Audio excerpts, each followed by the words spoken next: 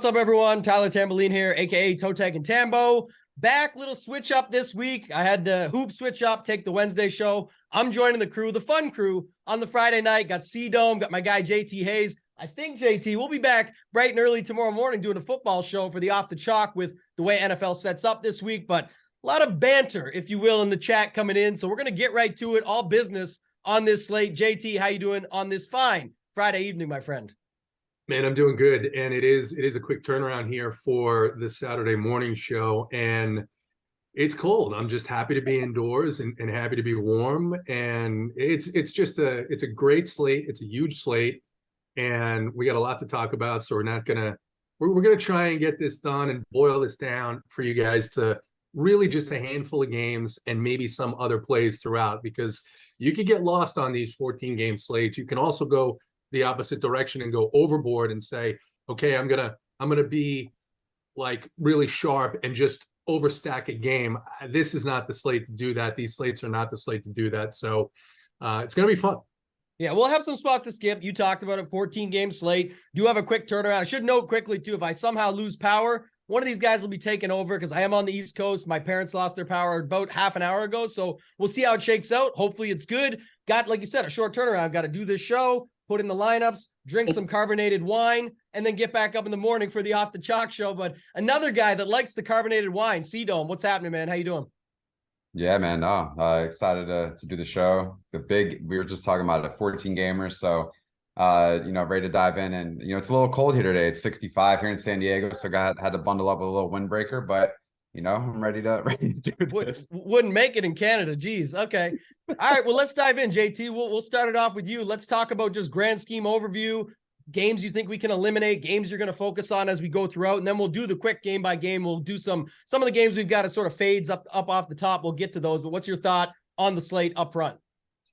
Yeah, there's first of all, pricing has gone up for a lot of the star players. So you've got to be a bit particular in particular situations, like the Jokic situation in Denver, where you've got Michael Porter back, you have Jamal Murray who's going to play. So you got to think about what that means to a guy who's 12K and who's been very good. But now you see that in this matchup, he's not going to be asked to do as much. He's not going to have to do as much as he's been doing over the course of the last week and a half, with Porter out, with Murray out, with some of these other injuries. So these things are spots to take notice of. I also think here there's a handful of games that, first of all, there's a couple of teams on back-to-back. So San Antonio, New Orleans, and Washington, we've got some big injury news yet to come. Looks like Porzingis is going to play in that late game, Washington, Sacramento. We are waiting to hear about CJ McCollum in the New Orleans game. That's probably the biggest news of the night, because you have a very clear spend down who is going to jump into the starting lineup. And then you've got some games that I have some interest in, because there are some injuries and there are some underpriced pieces. So you look at, in particular, the Memphis Phoenix game is interesting to me. It looks like the Phoenix side is going to be under-owned, comparable to other spots here on this slate. You look at that New Orleans and that Indiana game, New Orleans and Oklahoma City. That's very interesting. And then Los Angeles and Charlotte. That, to me, is a game to get exposure to, and we'll talk about that here as we get to the end of this show. Yeah, last game of the slate will be at 10:30 Eastern, so we'll get to that game as we go through it. C-Dome, I'm going to come back to you in a second. Before I do, guys, if you are just joining us, we'll get to that last game eventually. I know we went a little bit over because the print factory behind the scenes. Do apologize, but is what it is. Free show. We're going to get you the winners. We're going to get through each game. Before we get into it, please do us a favor. Hit that like button on the way in. Hit the subscribe if you haven't already, so you can get the notifications bell turned on and get back here tomorrow morning for all the NFL content with the big contests on the slate. And then, of course, Sunday, we've got all the content for you guys covered over at runpuresports.com with NFL and NBA to get away from your family. If that's what I'll be doing at least. So I'm excited for Sunday as well, but got a lot of action before then. C-Dome, come back to you before we hop into the first game of the Spurs in Orlando. Anything you want to add on right quick to what JT Hayes just said, or you just want to run right into the games here? No, I mean, he pretty much nailed it. And I know that we're probably limited on time, so we should just probably dive in and then the slate. If you're cool with that, man, let's do a quick run through. I think some of these games will go quick off the top anyway, but anything here in this Spurs Orlando game for you that you see? Uh, at a first look, it doesn't look like the most appealing type of game to get into. But I think, just a couple guys that you might want to consider. This guy was a dud last game in a great spot against Houston where they struggle against point guards. But Markelle Fultz, he's 5,800. He does have a great projection tonight. Just a tiny bit of little ownership, but I will say, just based on the point per dollar basis and kind of looking at that price range of other guards, I don't mind him whatsoever. But outside of that, I mean, you're really getting no ownership across this entire game. You never know what Pop's going to do with the San Antonio Spurs, especially coming off a back-to-back last night, if I'm not mistaken. So, maybe you can consider Paolo dual eligible on DraftKings, 8,100. But then again, his projection just doesn't really fit the mold tonight per his salary. So I'd probably shy away from that. But yeah, this game is just not for me at that point. Yeah, JT Hayes, I'll let you chime in there. I heard a little love for Paolo and then some stuff on Fultz based on him hurting everybody's feelings the other night, but not really the best spot. It is interesting to finally see the Spurs without a bunch of Q tags for once, but again, that can cause problems on the other end, get popped. Any thoughts you want to add with this one? One thought in general, our guy Bean Aaron chat says that the waiting song music for this show and all the shows here at Rumpier is going to be his wedding song. So that's just fantastic. Guy kills me, but agree on Fultz. I like Fultz a little bit. Guards have been doing well against the Spurs, and with them on a back-to-back, Keldon back and priced up, I just can't get into Popovich's head on a 14-game slate. No, thank you. We can move on. Yeah, shout out to Beanair. I'm assuming JSU will also be his best man, so we'll have to wait and see how that wedding shakes out. But Nice. Moving on to the next game here. By the way, reminder, if you did want to get on board at rumpiersports.com, we did launch a very special promo code, HOHOHO25. If you missed the promos in the past, it's a little bit different now, but it's still your last chance to get in with the promo code really before the new year. And it's HOHOHO25. Get your 25% off your first payment. Let's move on. Let's go Clippers and Philly. I'll stay with you, JT Hayes. This game here, any interest in this one at all? 215 total, two very, very fully healthy teams. So I'm going to be out on this game. Yeah, I don't see as much. I will say, Cedon, before I kick it to you, that interesting stud is if you wanted to go to Embiid. He just seemingly does it. And we've seen it. I know this is a 14-game slate. You got a lot of places you can go, but we saw it. What was it, just the other night when you got, no one's on Giannis. It's a bad matchup. It's a low total. Giannis is expensive. Embiid's cheaper here in this spot, similar setup. And Giannis ends up going for 74 or something like that. So you can make it work any slate. It's just however you want to go about your stuff. But Cedom, I'll go to you quick here. Anything you want to add on this Clippers 76ers game? Yeah, I think MB can be in a consideration only because he's one of the high price studs that no one's really going to look towards and want to pay that price point. But he does show up in optimals, from here, over the last hour or so. So, but also I wouldn't mind paying the price tag on DK for James Harden. 9,900. He's under the 10K spot, dual eligible, but he grades out pretty well. The matchup actually is decent for him, believe it or not. And then Paul George, he's 8,900, but he almost has the same projection as Harden, and he's $1,000 price difference. So, it's just a couple points difference, and I don't mind that whatsoever. He's going to be completely unknown, but if it is a competitive game, and he does play heavy minutes, and I mean, these are obviously, two top teams in both their respective conferences. So I don't mind that, but outside of that, I'm going nowhere else in this game whatsoever. Yeah. JT Hayes, I'm going to come back to you with this next one, because there was I wouldn't call him a stud, but he absolutely played like a stud the other night. That was also overpriced. No one played him. And then he broke the slate. And that's this Raptors Cleveland game. Siakam was 10-4 the other night. Absolutely crushed. I know there was some thoughts there that if you were on quickly in that game, I could see no Gary Trent. Like, so what? It adds a little bit to that game, but you could get on to Siakam in that spot. But not many did. Those that did, though, had a very profitable night in the shippers, everything out there. So Siakam now 10-5. Any thoughts on this game here? Because it looks like, it's not anywhere near the top for me on this slate, but just it's a game from the first two. At least we could talk about it a little bit. So thoughts here on the Raptors Cavaliers game? Yeah, the spot for Giannis last game, and it's the same spot for him tonight when we get to that game, because Middleton is out. So he Right. has to do a little bit more, even though Middleton's been out most of the season. He'd been in and back out. So I think you can play Siakam. He's still underpriced if you compare him to some of the other guys who are having the same type of usage and the same type of role on their team, which is the guy that does everything. So Siakam here at 10-5, I think you could definitely take some, chances on in tournaments. Other than that, again, it's not so much these guys, right? It's comparative to the slate and other spots where you've got other guys where there are injuries and they're going to have to do more. So Siakam does fit the way that I'm going to be building tonight. So I'll have a little bit of him. Yeah. C-Dome, any thoughts for you there on this game? Siakam in general, just other guys you might like in the spot?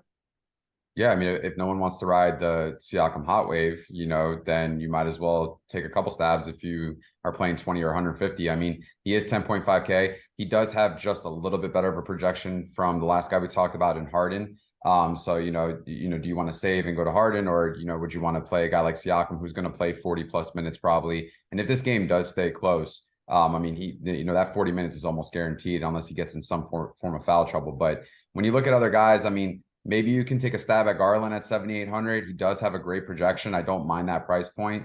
And even Van Fleet as well. I mean, this game could be one of those games where, they could just go back and forth. A lot of these guys, a lot of these starters will be on the floor for a significant amount of that game if it does stay competitive. So I don't mind, just outside of the box, 20, 150 lineups, doing a game stack with one of these because, a lot of these guys play heavy minutes. A lot of usage amongst just a few guys that that's going to be in the rotation. Don't mind it whatsoever. But outside of that, I don't think I'm going to get queued, especially like on a single entry type field. Yeah, the interesting thing with Siakam, it does correlate. You go back like a month and a half, there's 5 or 6 games, 50 plus, 60 plus, and even the 70 last game, and it completely correlates with the personal fouls. So like you said, if you don't think he's going to get into foul trouble here and he can dominate down low or whatever, it's probably still, to JT Hayes' point, actually underpriced as much as it's sort of sticker shock when people see it. Even last game, people said the same thing, 10-4. But like you said, the usage, the minutes, the shot attempts, all that stuff that he's getting up, if he stays out of foul trouble, he's putting up 55, 60 plus based on the last month and a half, 5 or 6 games that he's gone through it that way. So JT Hayes, anything else you want to add there? If not, you can take us to the Bulls and the Knicks. Yeah, nothing more to add on Toronto and Cleveland. Bulls, Knicks, interesting here. Caruso is out, but they still have essentially 3 other point guards that are going to be in the mix: Ayo, Kobe White, and Dragic. Kobe, I actually played Kobe last slate, but that was because you had Dragic who was out. He's going to be back here. So that's, for me, a situation to avoid. I do have a little bit of interest in DeMar DeRozan. He's going to come out of his funk here soon. We saw what Siakam did in this last game. Again, a different situation. But Toronto also has a bunch of other high usage guys that, he just happened to command that game. So I think you could see that here with DeRozan. I think Jalen Brunson is appropriately priced, but this is a really good matchup for opposing point guards. He just had 2 games where he had 38 fantasy points against them in Chicago. That was a back-to-backer. So him a little bit. RJ Barrett is getting popping a little bit in the optos. He's starting to go back to where he's playing. I think he played 42 minutes last game. I mean, RJ Barrett, 6,800, 40 minutes. Sure, I'll play some RJ Barrett at that price point. Other than that, probably not a lot else in this one. Yeah, C-Dome, I'm seeing Ayo get some love here, right, at 3,400. I don't know how you see it. I know typically when you and I talk, it's usually football, and we're talking about leverage and seeing what the field's doing and all that. Looking like, I don't know, anywhere from 15% up when it comes to ownership there. Is there love for him? Is there anybody else in the game you like maybe instead that you could leverage off him? Or just what do you see in this game in general?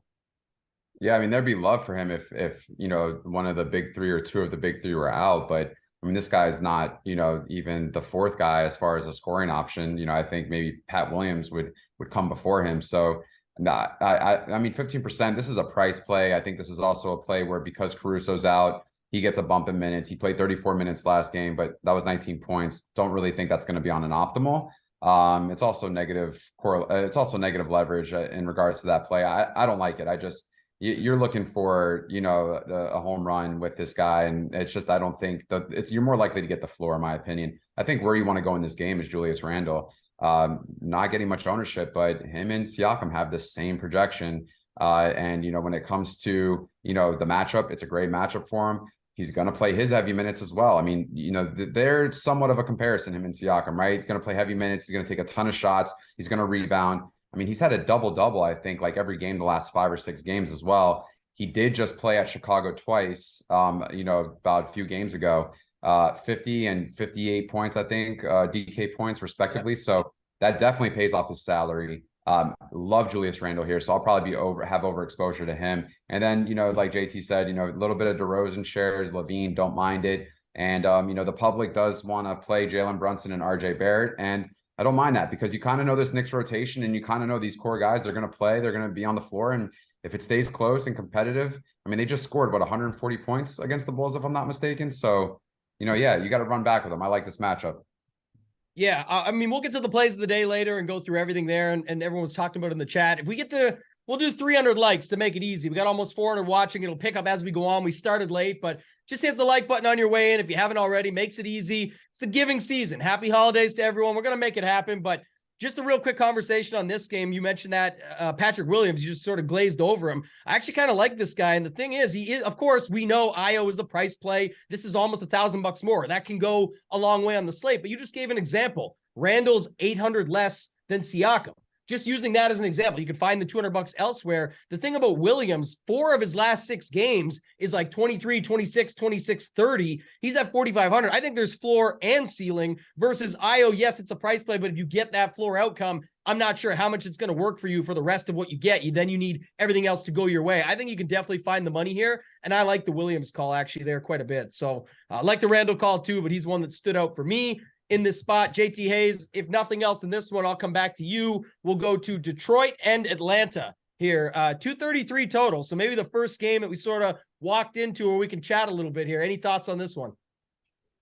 Yeah. So Detroit's tough. I think Bogdanovich here is price came down a little bit, 6,300 on the Detroit side. He's playing big minutes in close games, getting a lot of usage there. Jaden Ivey's going to be popular. Man, I know he's played, 30, he's gotten up to 30 minutes. Here's the thing that I struggle with Detroit on this slate, this big of a slate, is if Jaden Ivey is going to be 20% owned, I don't trust Dwayne Casey enough that maybe this is a game where he gets 24 minutes instead of 30. He's just got so many players that he bumps into these rotations. So, and then on the Hawks side with Capella questionable, that's big news here because if Capella's in, then you're back to a fully healthy team where they're all priced appropriately. There's no real breaks on pricing unless you're looking at John Collins, but only I think it's his 3rd game back. He hasn't really played the big minutes yet. So for me, I think it's Bogdanovich on Detroit, and that's about it. Although, like I said, Ivy getting 20% ownership, I think in tournaments, sure, you could take a shot on that. I've just been burned too many times by Dwayne Casey when he's got mostly a full team. Yeah, notice you had to say Bogdanovich on Detroit because we've got Bogdan versus Bojan. We got the brother versus brother battle tonight, C-Dome. This game here, anything stand out for you? It definitely looks like one of the better spots we've looked at on the slate so far to at least talk about and pick some plays from it. I see a few in here, but who do you like in this game? Yeah, I mean, he's right about the Ivy. I mean, he's the only one getting double-digit ownership and a lot of ownership, but respectively, these last 3 games, he's gotten back into that groove of taking double-digit shots. The 30-minute mark is there again. When he was doing that earlier in the season, I mean, he was smashing. There was 30, 40-point fantasy games. And so that's my only fear. Also, they do struggle against guards. And so, for me, I'm just thinking, how do I want to approach Jaden Ivey? He's also right about the rotation, though, because Casey sometimes will get frustrated and he'll take all of them out and throw all those next guys in. And so that's when Burks and Bay and Bagley all come in and, it can eat up if they're getting crushed. So I don't know though, Atlanta's been disgruntled, they've been on and off lately, locker room problems.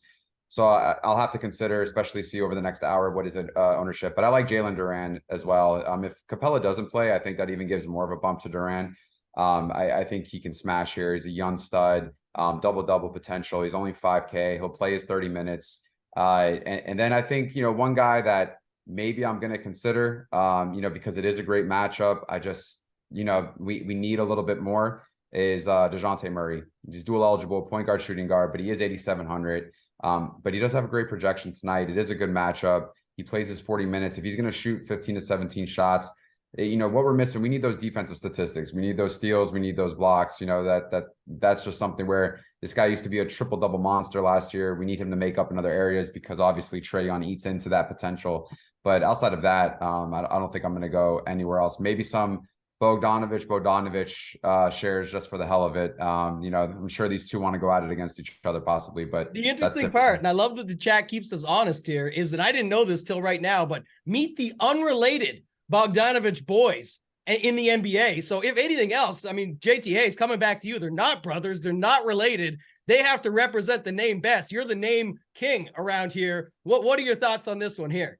Yeah, listen, I was going to take your side and call X Trisket out for just being dead wrong. They are blood brothers. They're actually fraternal twins. So, I mean, no, I'm just kidding. But yeah, I think the Bogdanovich on the Atlanta side is a little bit too expensive for Murray in there and all these other guys in there. So I'll be off of him. And if you he's talk in there, you talk to their parents who actually aren't their parents, is what you're saying. Right.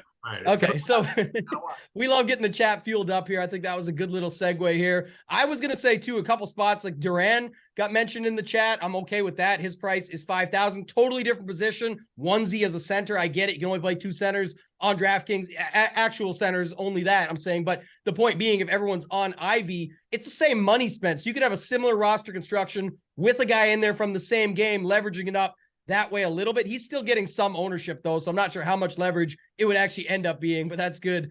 Other than that, Trae Young, heard talks about him, but maybe wanting a trade or something. We'll see how everything shakes out, but we can move on from there. JTAs, I'm going to stick with you, coming right back to here. Minnesota at Boston. What are your thoughts on this one? And not a lot. You've got, I guess, big news here. Robert Williams is questionable, so we'll have to see. I mean, it's funny because this Boston spot is a spot that we like to stay away from, but last couple of weeks here, they've been getting into some really competitive games. Actually got beat by Indiana at home last game out. I expect them to come out and rebound here, but I guess D'Angelo Russell's a little bit too cheap at 7,200. Noel, who we were all playing a few weeks back, is now back down into the 4-4 range. McLaughlin is still out.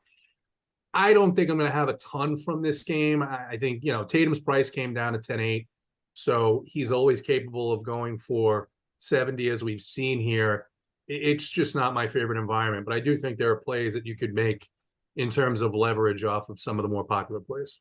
Yeah, should note, too, just for later, because we were waiting on that news. We'll get to it, but John Wall was just ruled out, so talk about that when we get there. C-Dome, I'll come back to you. Obviously still waiting. I think got a little news here too with Gobert and whatnot, but with Smart back from last night, that fills up the Boston side some. So what are your thoughts on this game in general? Yeah, I think there's not much ownership going here. I think the public doesn't like it as much. The low price guys that are getting any type of look is really only Jalen Noel, point guard, shooting guard eligible, 4,400. He's getting around 8-9% ownership at this point.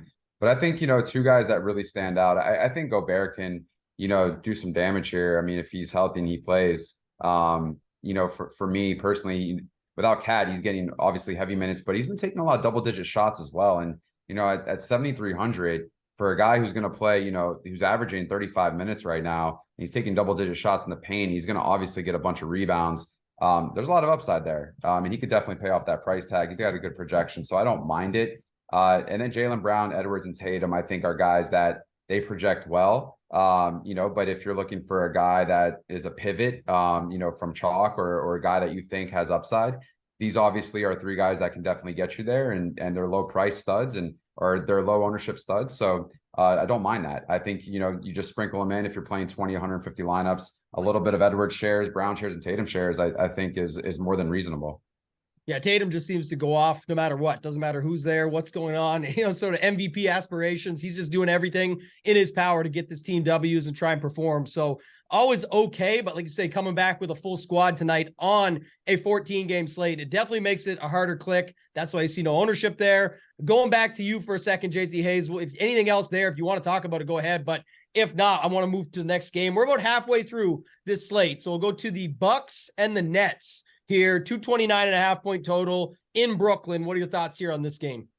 Yeah, just one note on Gobert. I understand the minutes, especially with Towns out. You hate him. What? You hate him. Well, in these matchups, I do, right? Because he's going to have to contend with Robert Williams if he's in there. He's going to have to contend with Horford if he's in there. He's going to have to contend with Tatum. And for a guy like Gobert, that usually spells foul trouble. So it's just, for me, it's tough. But I understand the point with the minutes. Brooklyn and Milwaukee. Middleton is doubtful. Drew Holiday, I think, is interesting here at 8,200. I think that you can always play Giannis. We talked about what he did last game, 75 fantasy points in what's arguably a more difficult matchup. And then centers have actually been doing fairly well against the Bucks over the last 2-3 weeks. It's been a spot where they're weakest in outside of any other. And, Nick Claxton getting his 32 minutes. I think he's 5,900 on DraftKings. He will be completely unowned. So in a game here that at least projects here, Brooklyn favored by 2.5 to be a close game, I'd expect that Claxton could pay that tag off. I don't mind that. Good price, like you said, too, there. C-Dome, I'll come back to you. They're talking about you closing up shop in the chat there. A girl that B-Nair talked to said you follow her or she follows you. So I said the C and C-Dome stands for closer. Is that correct? In the past. Yeah. In the past. I forgot. You're ready to get married now. We got the show. She could be watching it. Shout out to C-Dome's girl. 11 out of 10. We love to see it. Latina love, he likes to call it. Let's go, C-Dome. What do you got here in this game? We can move on. Keep it less awkward for you. No. It's fine. But if B-Nair needs a layup, I got him. So just know that. I will say this. This game, it doesn't speak to me because I really like some of these late games that we're going to talk about here now, talking about the second half of this slate. But, without Middleton, you can think about Giannis, but I'm just trying to figure out, is there enough value for me tonight to be able to pay off that 12.2 price tag? Because obviously he does grade well and he does have the potential tonight, to break a slate because he's getting no ownership whatsoever. KD at 10-7, I can't, especially with them at full strength. And I just don't know kind of what's going to happen with this game. So I think I'm going to just join the public on it and kind of, maybe have a small piece of maybe Holiday, Giannis, but outside of that, man, this is just something where I don't think I can go too much. Joe Harris was just ruled out while we talked about it. Anything to add there, JT? Someone else is going to start, right? Because he's been starting. I think. Well, Royce came back. He started for somebody last game. It doesn't do a whole lot for me on this Nets team unless we see someone like Seth Curry jump into the starting lineup at 3,400, 3,600, whatever he is. So we'll see. Yeah, that could be a thing. B-Nair got excited. He said layup, B-Nair, not no alley-oop windmill slam. He's not chucking you a 10 or something. So settle down over there. Plus, you were just talking about your wedding. You might have to worry about your own ship. But he's getting married. Well, he said, I think he's joking. He said eventually when he gets married, he's going to have the RPS theme song as his walk-up song or whatever. So we'll leave B-Nair alone. C-Dome, I'll come back to you. We're going to spend more time on this game. So it's definitely something we want to talk about here.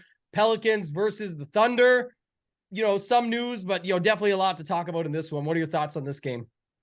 It's clear as day that a lot of ownership is going here to a lot of pieces, especially on the Pelican side with all the injuries. And, and I think it comes down to this McCollum news, right? Because if he doesn't play, who gets it, right? Is it Jose Alvarado? He's 3,400. We've seen what he can do when he has the minutes. This guy is more so like a, defensive guy, right? He could be a facilitator, but he's had a couple games this year, especially against the Nuggets when he went off for 38 raw points, if I'm not mistaken. So I don't know though, if I want to go that route, maybe what I might be interested in is Dyson Daniels. If the ownership doesn't go to him, I don't mind maybe pivoting to him in that instance. I'm just curious, does he get a little bit of a, bump in minutes compared to the 20 that he's been playing the last few games? And if that's the case, I just think, I don't know if he gets the opportunity to shoot double-digit shots, I feel like he can definitely, smash. But I will say this, Valanciunas, people are going to go to him tonight. He's 6,300. I guess the real question is what are people expecting tonight from Valanciunas? Because, 73 points 2 games ago. And then obviously he comes back down to earth, 26 minutes, gets 32 points. I don't know. I don't know how I feel about, a chalk Jonas Valanciunas. I just don't know if that's where I want to go. Trey Murphy, Herb Jones are a little bit more realistic. Both dual eligible, both have great projections. If I had to pick between the two, if you're looking to go to one, probably Herb Jones, because he does grade out he grades out much better than Murphy, especially with his projection. It's by a few points. So I think those two guys are, if you want to go back and forth, or if you're going to play all of them, I don't know. I don't know if that's the answer tonight. If I'm going to just stack, a bunch of these small forwards and power forwards and then roll with, a bunch of studs, I don't know yet. I don't know what the build out looks like or the final optimizer, what it's going to say. So, but then, Najee Marshall, another guy, right? He's 4,400. What does that look like? About 22 ownership. But he has the worst projection of those three guys. So just something to keep in mind when it comes to, roster construction. I think Giddey's in play. He's 6,800, great projection, great point per dollar. And not much love is going to him either. But if that's the case, maybe we look at the OKC side. If a lot of people are going the Pelicans, even though sometimes it can get confusing with the rotation. So probably gonna have to see the starting lineup in regards to that. And then I think SGA is always someone to consider. He's 10.1K. I get that. But this guy can always be someone who can put up 55, 60 fantasy points. It's going to pay off his salary. And when there's no ownership, these are the type of studs that you usually want to go to, especially like the ones we talked to previously earlier in the slate. So that's kind of where my mind is. It's like JT said, the CJ McCollum is really like a domino effect. But also, too, it's like I don't want to be stuck on so much New Orleans chalk, especially if there's like 5 or 6 guys that are just getting hammered by the public. But before I go to JT, who's the worst New Orleans chalk in your mind, C-Dome? Who's the worst one? You got to call somebody out. Who's the worst play? I would probably say Alvarado. Okay. Yeah. Especially if McCollum gets ruled out and he's going to pick up even more. He's already got the ownership to go there. So I like making a stand and just talking about it that way. I think that's a good way. JT Hayes, I'll start a question with you before you go into your thoughts on this game. How many Pelicans is too many? So it's slates that are 8 games or above, unless there's a situation where a team has exactly 8 players. I'm going to limit my pool to only 2 per team, no matter what. Okay. Yeah. So here's the thing with Alvarado: if McCollum gets ruled out, you were talking about ownership going to Io, right? We know that there's Io, we know that there's Kobe White, we know that there's Dragic, but you've got Alvarado at the same price point, 3,400, and he's going to be the guy. He's going to be the guy with the ball in his hands for 30 to 34 minutes in this matchup against the Thunder. It's tough to argue against that play, right? 3,400. The Valanciunas, I went back and forth on earlier. Valanciunas only 26 minutes last night. First night of a back-to-back. Still a great matchup. Hernan Gomez gets to 22 minutes. What I'd like to think is that they held him back a little bit last night, knowing it was a back-to-back, and he's going to have to go more minutes tonight. So the 6,300, I'm not going to go all in on him, but I think he makes sense. And I think, one at most for me of Murphy or Jones, they just don't seem to hit their ceilings in the same games all that often. So, and then Dyson Daniels, listen, there's a potential here, I guess, where maybe he could get into the starting lineup. And certainly, if not, maybe he's going to be the backup there for, I guess, Murphy. So definitely interesting at that price point. I think you can play these guys. I would personally limit it to 2. Well, that's what I'm going to do. Limit it to 2 per lineup, just because we have so many other options. And I don't think, no matter what, just McCollum being out, I mean, McCollum and Zion out, I could see 2, max 3 of these guys hitting their ceiling. Yeah, the interesting thing is, go up 1 sec. I was just going to say quick, like all the stuff we just saw, like Seth Curry, if he gets rolling in it, 3,500. We talked about Io, 3,400. Now we're here, Alvarado, 3,400. Dyson Daniels, 3,300. That's going to be a way to make up the slate, a 14-game slate. Everyone's got the value everywhere. It's what combination of those guys get you there. So, Cito, I'm sorry, go ahead. I know you're going to add something else in, but just thought I'd bring that up because it's interesting. Just within these 2 games, we found, or, go back to Chicago, there's, 3 teams here, and we've got 4 plays in that range already. Yeah, no, I just wanted to say that, because he's isolated in his position, Alvarado, so it's just point guard, and point guard is so stacked tonight. Like, there are so many guys that project very well, and no one's running to them because they're going to all these cheap guys like Io, like Jose Alvarado, and that gives you significant leverage, especially if they just get their borderline floors of like 15 to 20 points. Then, you're in a huge position, especially like with LaMelo tonight or Westbrook or even John Morant. Even Luka Doncic, who we haven't even talked about yet, but there's a lot of injuries there where he might be on the floor a significant amount of time tonight. So for me, like what I've done lately is instead of going so much with the chalk, even though they could be in a good spot, like JT said, if it's an isolated position and there's not much ownership going to the guys that are projecting very well, that are in great spots, that are, more than likely to show up in an optimal, I'm tending to kind of focus on that now to see kind of like what that looks like in lineup construction. And, so far, I'm starting to see that I'm getting significant leverage doing that. And that's such a good point. That's the truth, right? Everybody looks at who are the plays. If I get the sneaky guy, if I do this guy instead, everything like that. But if you just set it up for a different roster construction altogether, then you can still play the plays that you want. But because you're off the normal construction everyone else is on, that can be enough to get you through to the top. And you mentioned LaMelo Ball the other night, the big 888. The mega, I saw Petty Theft got the job done with a LaMelo Ball late hammer, and we've got the same spot. We'll get to that later. 6 more games to go here, guys. Do us a favor. If you're just joining us now, over 500 watching, hit that like button on the way in. We're going to 300 for the plays of the day. So it's only 75 to go, less than that now. It already just jumped up. So hit that like button, hit the subscribe if you haven't already. We're almost at our goal. Our end of year goal was 15,000. Once we hit 10, it looks like we're on pace to hit that with just 7 or 8 days. I think 8 days left to go is the 23rd. I'm getting my days all messed up, but JT Hayes, come back to you, man. Another good game. At least the public views it as a good game. I don't think you're as high on it, actually, but Dallas, Houston, 219 is the total. I just think it's because there's a lot of pieces within the game, but you can talk to me a little bit about it here. What do you got for this game?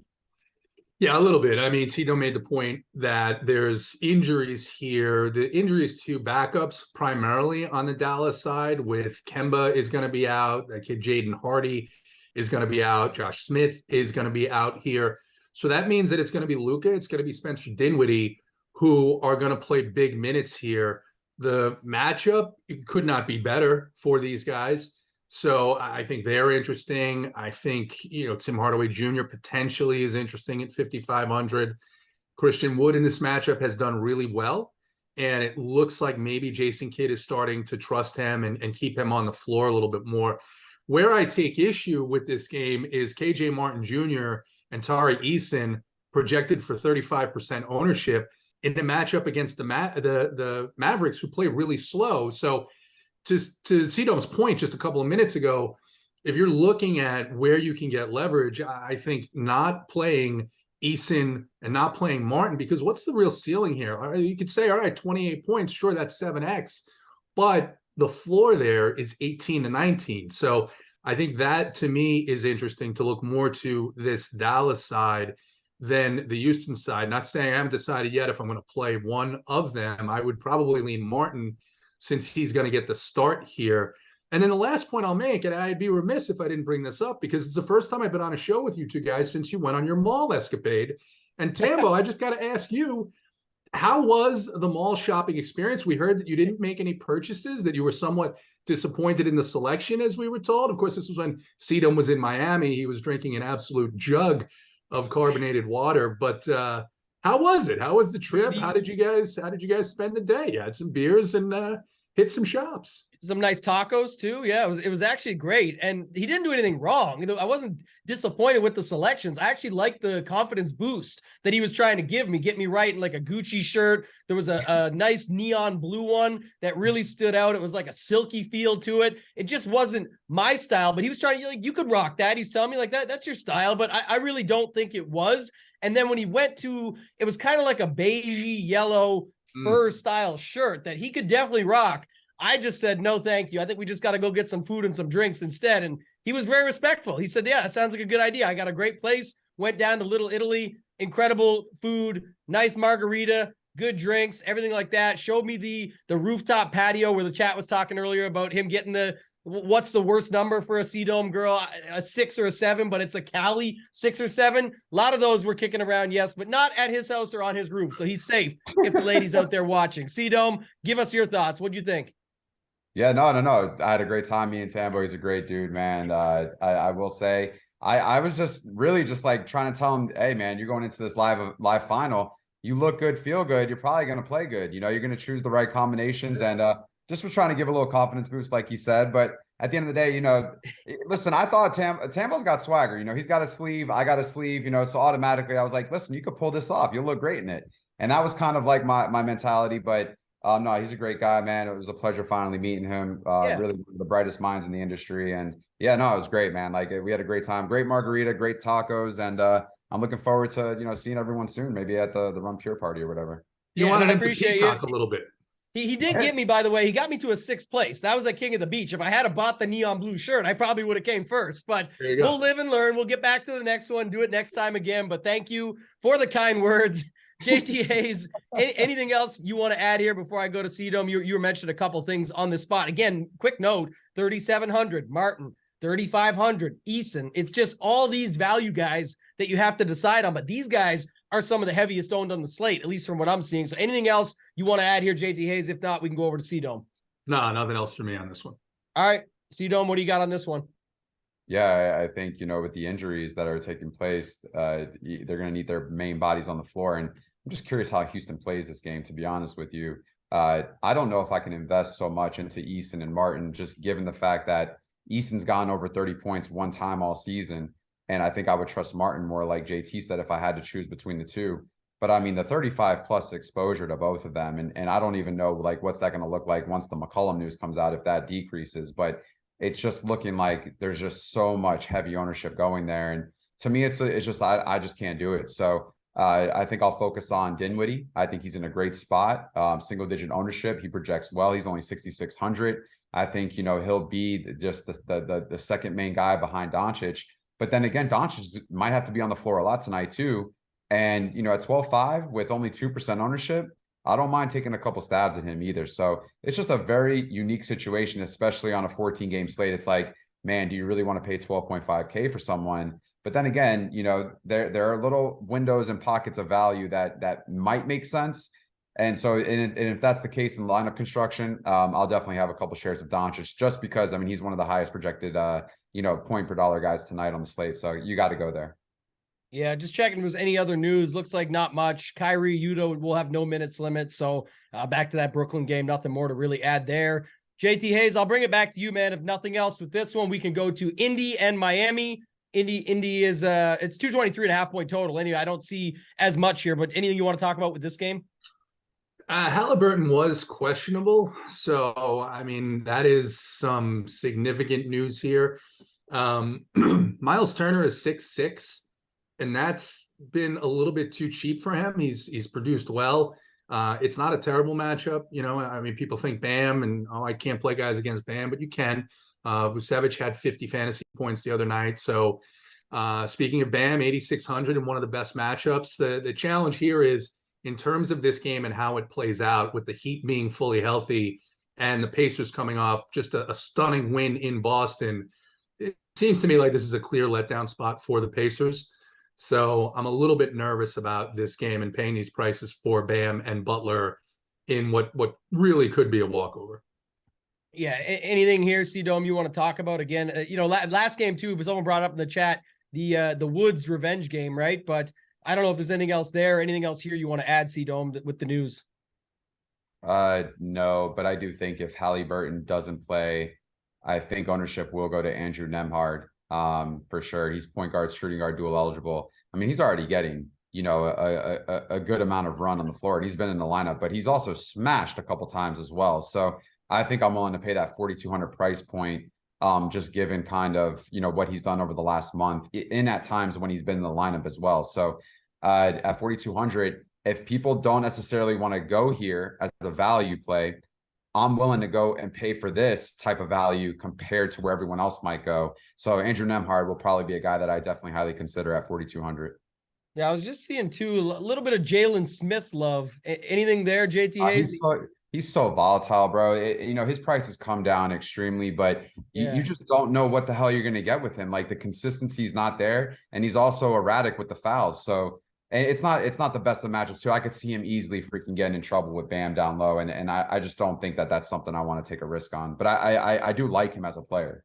Yeah, good point as well too. Like you say, talking about Bam there. JT Hayes, anything else you want to add there? It's a good thing that Kevin Fallick is in the chat watching, because I'm gonna use a phrase that he uses a lot. And the fact of the matter is, Indiana still has 3 or 4 other power forwards. So sure, he's 3,800, but he's been in the mid threes for the last 2 weeks. And last game out against Boston was the first game in that he played 20 minutes and didn't get in foul trouble. So I'm not willing to chase that here on this slate. I think he's okay, but as C-Dome said, very, very risky play on this slate. Yeah, it makes sense. All right, we can move on. We got Portland, Denver. JT, I'm actually going to stay with you. I was just checking to see, is there any other news in this one that we need, or I think everything's good, right? Yeah, no, go ahead, JT Hayes. Jamal Murray, right? We're waiting to see if the Murray news is what we were thinking about. I was thinking Jokic at first, but Jamal Murray questionable. Anything you want to talk about with this one, and then with that news story, and then who are some of the guys you like in this one? Yeah, Michael Porter said he'll play. I don't think Mike Malone has said that he will play, but at least Porter has said that he's going to play. It looks like the last news I saw was they expected Jamal Murray to play, which means that the Nuggets are back to full health. And as I said earlier in the open, that means that Jokic is not going to have to do as much, and therefore that 12K price point in this matchup feels like a little bit of a reach. We've got some, Dame has a wrist injury. He's dominated this matchup generally, but 6 of 19 shooting last time. You have to wonder if that injury is hampering his shot. There are some guys that are priced down a little bit. Josh Hart at 5,400, Jeremy Grant at 6,900.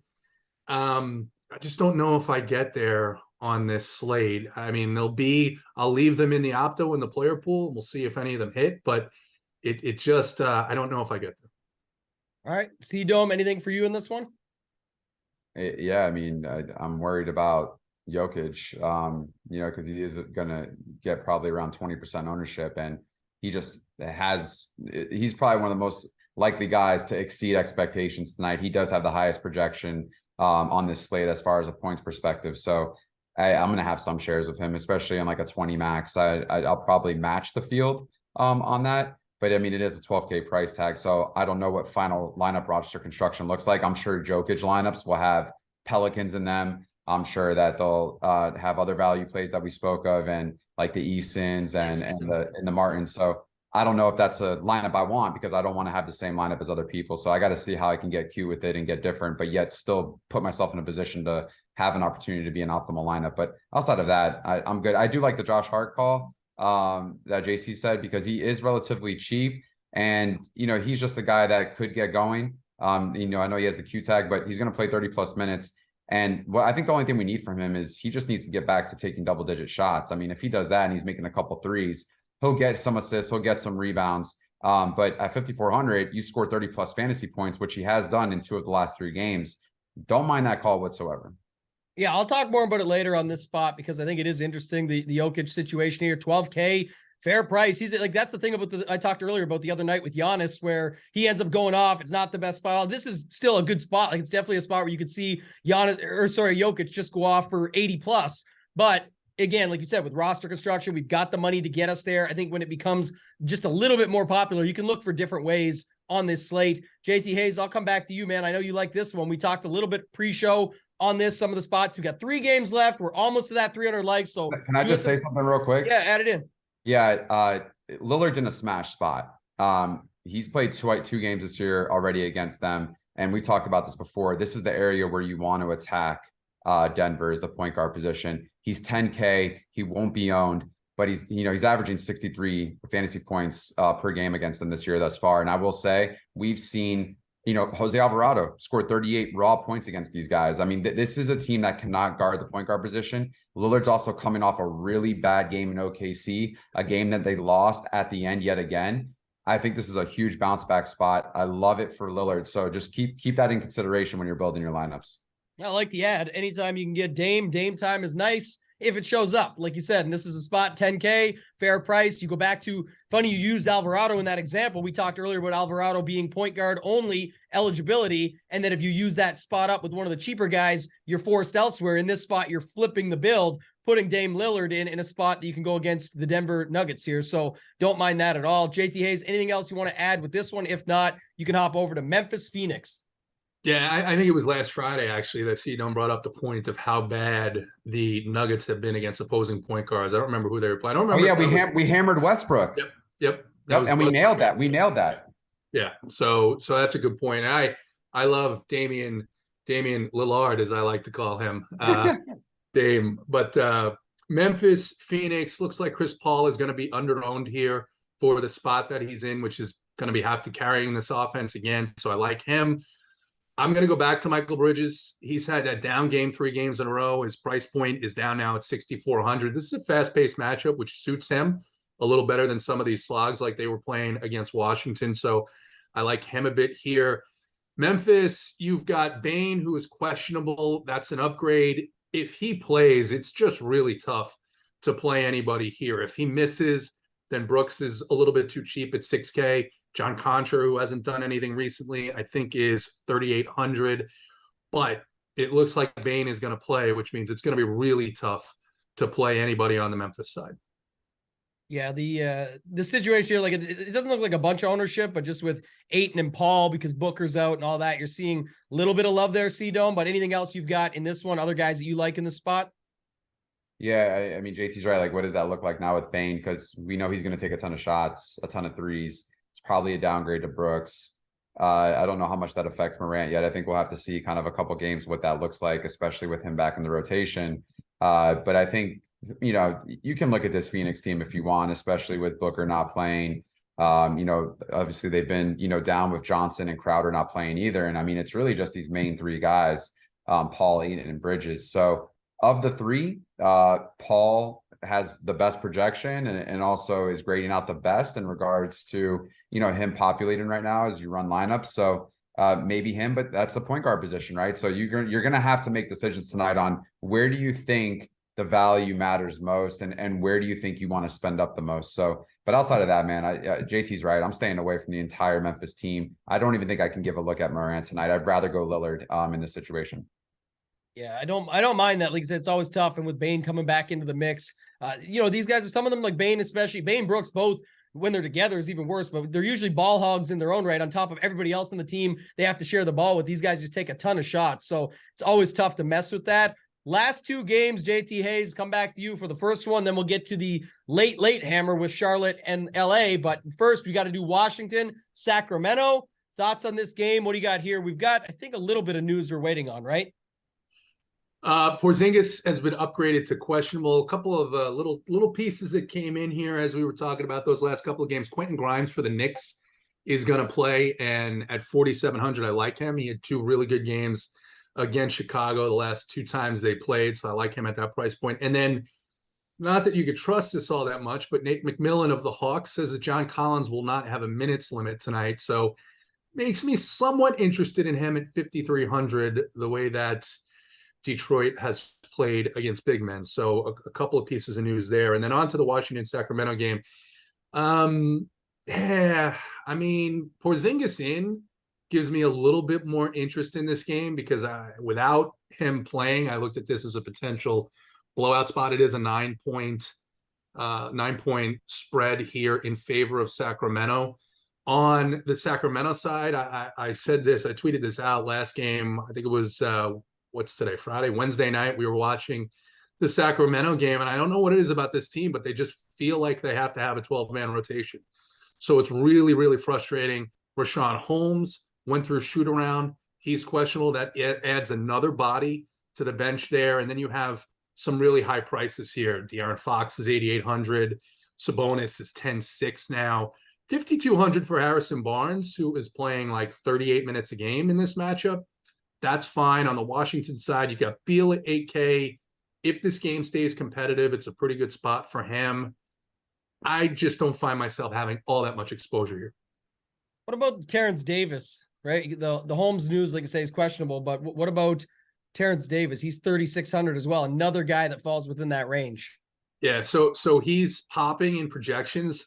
I'm not real sure why, because you've got him, you've got Monk, you've got Davion Mitchell, and it just seems to rotate who gets the minutes every game. Last game, I'll have to go back and look. It certainly wasn't Monk, because I know there were a couple of guys that played him. It's just, it's like Oklahoma City to me right now. It's somewhat like the Pacers right now with these other guys. It's just a rotation that on a 14-game slate, especially if Davis is going to be popular, like if he's going to be 20% owned, I mean, that could easily fail. That's got more paths to failure than anything else. So if we get news that anyone sits, I don't think we're waiting on anything like that for Sacramento, then sure, I could get interested there, but it's tough right now. Yeah, Keegan Murray had a good game last game. Obviously, last game, a little bit different too. The chat was talking about, but Fox got ejected early on in that one, or pretty early on. I think he played, I was just looking it up here, 30 minutes. So a lot less than his usual. So he's 8,800. I could see that spot. Some stuff on the Washington side. C-Dome, go to you here. We got 5 minutes or so left to wrap the slate up. So talk about this one, then we'll move on to the last game. Yeah, I really do love these last two games, especially, you know, with this one kicking off. These are the highest totals on the slate, essentially. There's some pieces that you can put in. So we talk about these other value plays. I've been watching Keegan Murray these last couple games. If he's making but he's like a different form of Buddy Hield. That's kind of who I refer him to. He's just a raw scorer. But I will say, the minutes are there for him. The price point is in the same range of some of these New Orleans guys. This is a higher total. This is a game where he's going to play, 30 plus minutes. Listen, he took 17 shots last game. For a guy at 4,900, I'm with that. That's something where he's done it multiple times throughout the season. You just need him to hit down his shots essentially. And if he's knocking them from three, which, he took 12 last game, he's usually averaging about 6 to 8 3-pointers a game.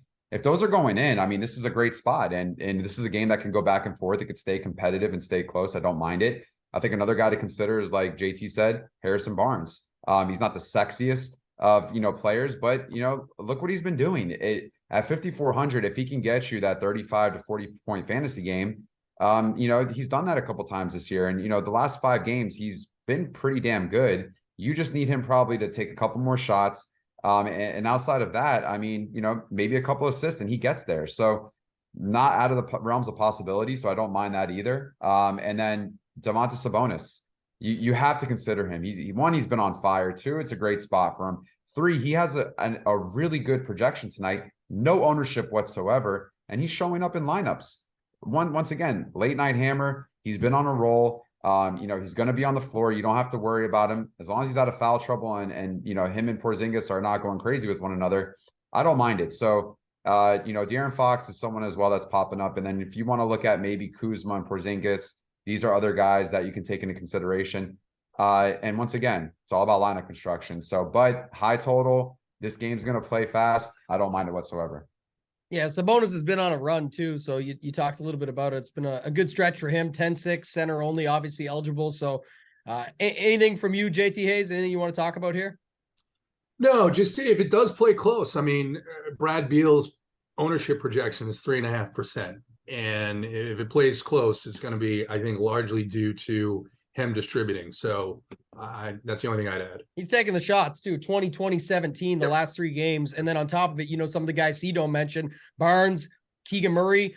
Just an interesting thought right quick before we get to this last game. Got to move here, but just to say it, like the balance builds versus going to all those 3K guys. Some of these guys in that 4.9, 5.4, you can mix some of those in if they can get you 35 to 40. Or more even, that can sometimes be a lot better than the 18 to 22 or something you're going to get from those cheap plays just to make everything else work. So we can look at it from that perspective. JTAs, I'm going to stick with you on this last game of the slate. We're just about to hit 300 likes, so I got no problems that we're going to get there for the plays of the day. If you haven't yet done it, hit the like. We'll get to 300. JT Hayes, this game, Charlotte, LA, final game of the slate, biggest total, 242 points. Thoughts on this game? Yeah, for me, there's big news too, as Terry Rozier is questionable, and adding Rozier to that rotation takes a little bit off of the usage for LaMelo Ball, takes a little bit off of some of these other guys. Ball definitely in play. Price has gone up 2K though over the last couple of weeks. Had some big games, has had some big games in Los Angeles, be playing in front of, family, friends, etc. Seems to get motivated for that. Certainly did the other night. And a guy who hasn't done anything, it's a scary play. PJ Washington at 5,300. It's a tough roster from time to time, but I think the price point is a little bit too cheap there for him in this matchup, knowing how many points the Lakers give up, especially around the rim. We saw that Harrison Barnes got 33 fantasy points against them. And then on the Lakers side, it's really 3 guys. It's LeBron James, who's 10-9. He scored 60 fantasy points against the Kings in a little bit more than 3 quarters. He's going to do the same thing he always does when Anthony Davis is out, which is look to carry this team. And Thomas Bryant really stepped up here. The price is up at 6,100, but centers against Charlotte has been it's the best spot in the NBA. It has been the best spot in the NBA this season. It was an excellent spot in the NBA last season. And he put up almost 40 points in just a little over 3 quarters. If he gets those extra 5 minutes, you're looking at 50 fantasy points from Thomas Bryant, and this is an even better matchup. I think you can play Russell Westbrook at 7,600 because, Schroeder's going to start. He's going to come off the bench. We're seeing that he's getting between 30 and 35 minutes, and he's running the second unit. And then when LeBron comes back in, he's helping and distributing the ball. He's playing as good as he's played in the last 3 seasons, Russell Westbrook. And then the last guy that I'll mention on the Lakers, I think you can still play Lonnie Walker, getting big minutes.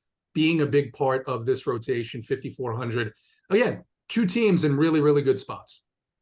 Yeah, Lonnie last game, another good game, but 33, 28, 29, he's been coming through. So another one, again, sitting in that mid-tier range. It's just, you'd want just a little bit more when the price is up there. And I think that's why people will risk more of those $3,800 guys and $3,500 guys that we talked about. Because if they get 22, 23, it's a lot better than Lonnie's 28, 25, 25, 28. So definitely could see that. The Bryant call, again, 14-game slate. Surprising he's not getting as much ownership as I would expect. It looks like he'll still sneak into the double digits, but the matchup is the best, as we talked about in the past, or at least one of the best, going up against Charlotte as a center there. C-Dome, your thoughts in this game, last game of the slate, as we just crossed 300 likes before we get to the plays of the day. Yeah, hammer this game. I mean, I don't really think I don't think there's any other way to put it. No one wants to play this game. The highest total on the slate, guys who are going to play 30 plus minutes, Hayward, Washington, Ball, Bryant's in a smash spot against a team that cannot guard down low. Westbrook coming off the bench, who's going to play 35 minutes, has a great projection at only 7,600. No one wants to play these guys. I will be way over the field on this game. I think, 3 or 4 probably come from this game in the winning lineup. I'm not kidding. Like, this is going to be a very high-paced game. This is going to be a game that's going to be a lot of scoring. I love the situation with Ball and Westbrook. And I think PJ Washington and Gordon Hayward are 2 sleepers in this matchup. So, yeah, I'm going to be looking at different pieces from this game. It's just, you can go a lot of different areas in this game. I don't mind it whatsoever.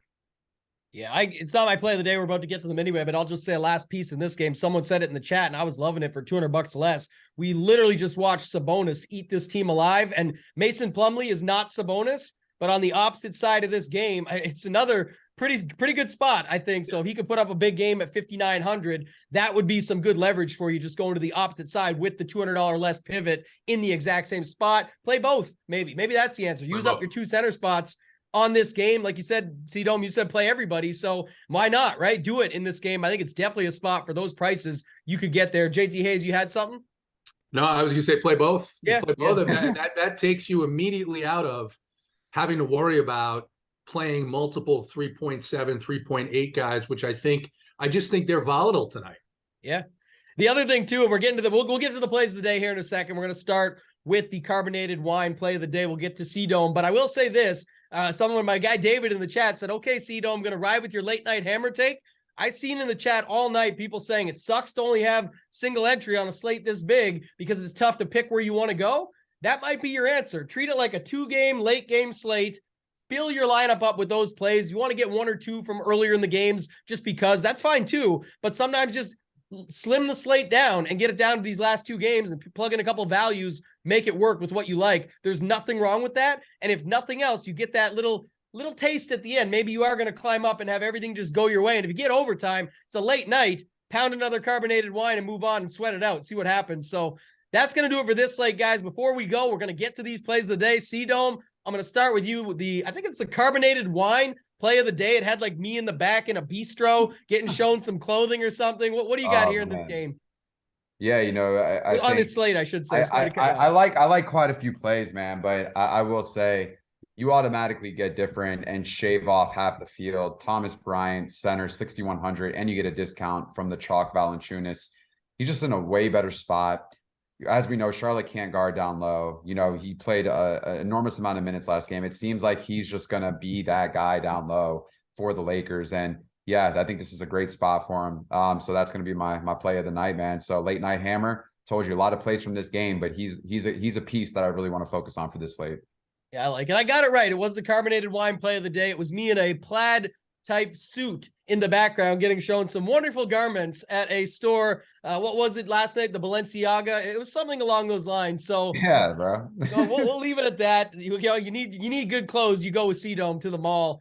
JT Hayes, I'll save yours. We always do yours last. We'll go to mine. Rambo Lambo play of the day. Talked about it earlier, a couple different spots. I'm going to go with the value here. I mentioned him earlier. I spent a little time on him. I actually like Patrick Williams in this spot, $4,500. My boy Locks is always big on this guy. I seen a lot of people wanting him to work the other night, and he only put up 26. But like I said, you pay just a little bit more, 26, 23, 26, 30, all these scores filing in there for 4,500. To me, it's a good play. If he plays all the minutes like I would expect, I like them here. Some of the other studs we talked about throughout the slate, Jokic, Embiid, I consider those guys, again, use up your center spot for the big money. But in this spot, like I said, you just have other options you can go to. I'm going to go with Patrick Williams at $4,500 in the name of my guy Locks. And the last one, the play of the day, the Eiffel Tower play of the day. JT Hayes, what do you got here to round out the slate? Yeah, I like it. I like it because C-Dome took my play, and that's okay. Oh That's shit, my okay. bad, dude. That's all right. No. I like it because when we're aligned, things go well. It's a good spot. So I'm gonna go off the board. I'm gonna go off the board. I said it a couple of times when we were talking about that Washington-Sacramento game. I like the fact that Porzingis is in. We've seen this guy get up. We haven't seen the absolute ceiling game yet this year, but I think this is a spot where 9 seems a little bit too much for me. It seems like it's a little bit too much for the Kings. And if I'm right, Bradley Beal is going to go absolutely off at 8K. Bradley Beal is getting on the jet and heading over to France tonight. Man, I love that call so much. I'm plugging them in. Yeah, I like that one too. So mix them in, mix all the plays up. We appreciate you guys. Mix up some drinks tonight. It's, we're almost there. We're getting to the holidays. It's going to be a great slate tonight. Come back and see us in the morning for the Off the Chalk Show special Week 16 edition with the main NFL slate being right here for this week. We've got it on Saturday. So it's going to be an incredible day. Have fun with your families tonight, hopefully. Happy holidays to everyone. For C-Dome, for JT Hayes, for Helmet Behind the Scenes, I'm Toe Tag and Tambo. Helmet, get us out of here, man.